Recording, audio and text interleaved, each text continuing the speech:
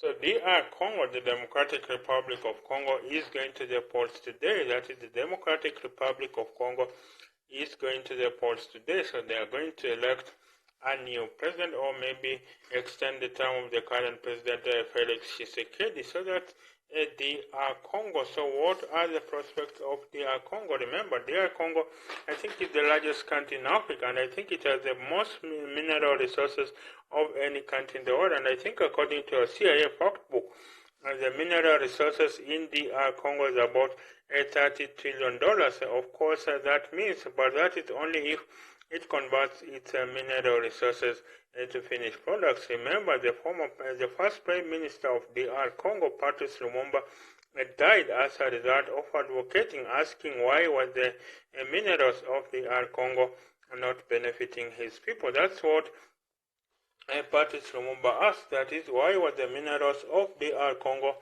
not benefiting his people? So basically, those are the sentiments of Patrice Lumumba. Of course, he was assassinated, I think, with the aid of the CIA. So that dream needs to be taken over by the new generation of leaders. I don't know what is wrong with this generation of African leaders. They seem to be very much semi-average. Are these really the leaders that can develop Africa? And I don't think they can do. What has Felix Tshisekedi done for DR Congo? Of course, DR Congo has been under civil war ever since its founding. I think it has killed about 7 million people. The civil wars in DR Congo have killed about 7 million people. So you can imagine, I think it is still a country that basically its mineral resources are shipped off to a lot of these Western multinationals, Western companies. And I think, if you don't know, the mineral resources that power the information revolution, such as coltan, such as lithium ion, they are mined in DR Congo. But DR Congo does not have a single factory for mobile phones, does not have a single factory for computers. So that shows you how very much resources from Africa are going to enrich other places in the world. And I think for DR Congo, it has to shift from selling raw materials to selling finished goods and services. And I think it has to convert coltan to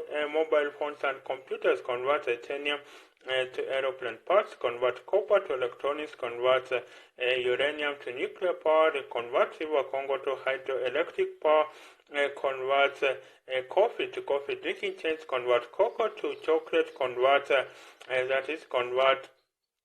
gold and diamonds to jewelry, and of course gold bars. And that is how you are going to make sure that basically the wealth that is within DR Congo stays in that country. And of course you have to address the rebel activity. Who causes these rebels to fight in DR Congo? Of course they are fighting because of Western multinationals. They are fighting because of Western multinationals that are coming in and mining these minerals next to a song. These big behemoth companies. How is China the biggest manufacturer of semiconductors when it has no mines of these rare earth metals? So the rare earth metals that are mined in DR Congo, really, they should be processed right there in DR Congo. Why are they being processed in faraway countries? And I think that is why I really think that is why for DR Congo then basically it has to benefit from its resources. And I think DR Congo has been ruled by, was it the dictator Mobutu Sese Seko, who was sustained?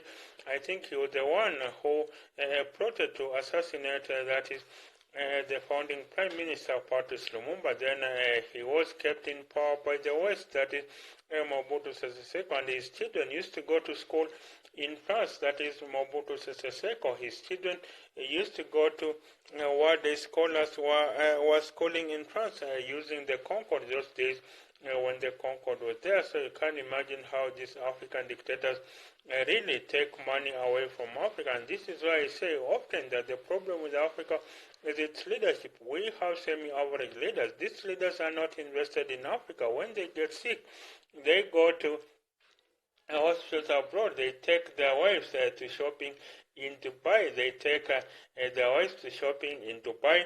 They really, maybe they go to hospitals abroad when they get sick. They take their kids to schooling they take their kids to be schooling in Western countries, and I think that is not. I think if you are going to overlook, you're going to look over the hospitals in your country, then at the very least go to that hospital, experience what the ordinary citizen experiences, so that when you are designing policies for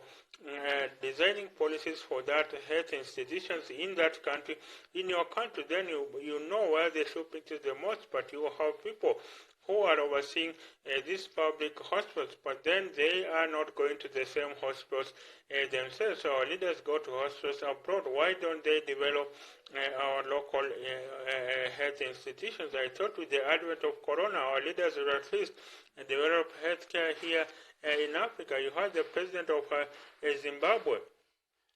You had the president of Zimbabwe, even though he was a fierce Pan-Africanist, but where was he getting a statement? In Singapore, of course, you had the president of Nigeria, Omar Yar'Adua, in 2010, dying of in a Saudi Arabia hospital. You had the president of Nigeria, the outgoing one, the former president, that is Muhammadu Buhari, used to travel out of Nigeria. I think about 270 days he spent out of Nigeria, basically getting treatment for his ailments. So I think Africa is underpunching, and I think the problem is that the leaders of Africa are buried deep within. So it is not that Africa has no leaders. It is that the leaders of Africa are buried deep within. Why is it that when you are selecting the wedding committee chairperson, we select the best? When selecting the burial committee chairperson, we select the best. When selecting the cattle dip chairman, we select the best. When selecting the school lab building committee chairperson, we select the best. So at the local level, we always go for the best, but when it comes to national leadership, we select absolute morons to be able to. Look after our affairs, and then we end up regretting. So I think the issue of Africa is a failure of leadership, and I think these colonialists did not give us independence out of benevolence. I think they planted semi-average leaders who they knew would be able to maybe channel resources to the West, basically, and ensure that they develop Africa just enough so that these leaders can, they develop Africa just enough so that we can be working ourselves out, so that then this money, this wealth percolates, goes to the Western capitals. And I think, I think the running of the colonies was getting to be more expensive. So what do? Have semi-average leaders so that they will not be African people that don't get services. When they are demonstrating, they are not demonstrating against the Belgium or French or American power that's protesting against. They are protesting against their president Felix Tshisekedi, or they are protesting against their president William Ruto or Yoweri Museveni. So I think we have semi-average leaders that are not invested in the development of Africa, and I think that is our undoing. That basically we are not selecting.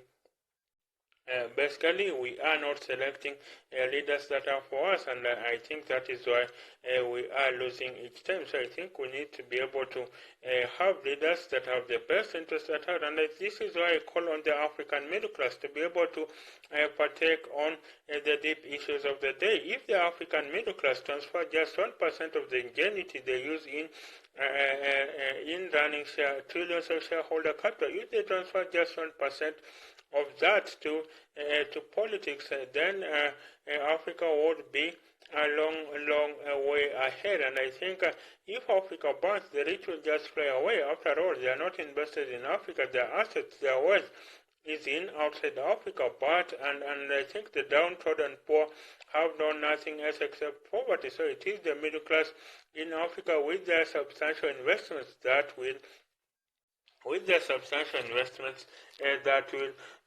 basically bear the brunt of our collapsing Africa, and they are already doing that. So I think rather than escaping this misrule by African leaders, where we take our children to that is private schools, we live in gated communities, we have a generator that is a generator to offset against frequent power failures. Let us all pull resources so that pull together so that we can have leaders that are accountable, leaders that are able to do the best things. This is the only way that Africa can develop, and I think if Africa develops, then the whole world, it will be a force for good in the world. So returning to DR Congo, I think they need to vote based on the ideology of the candidates, not just on mere surname of the candidates. If they vote based on ideology, then there will be people who will have, there will be elected officials that will have an infrastructure plan, that will have a jobs plan, that will have an education plan, that will have a healthcare plan.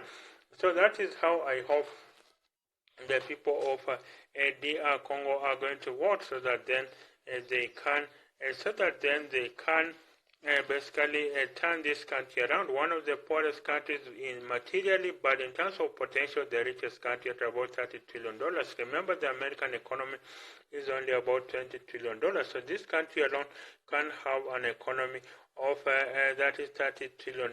And I think for Africa, then the economy could be about $200 trillion. So that's how I hope to see Africa. Now that's how I hope to see this model country of Africa conduct a free, fair, and verifiable election. So this is, remember, chaos usually comes at the time of election, so it is important to maintain peace and stability during this time when the Congo is going to the polls. So bye for now, till the next episode.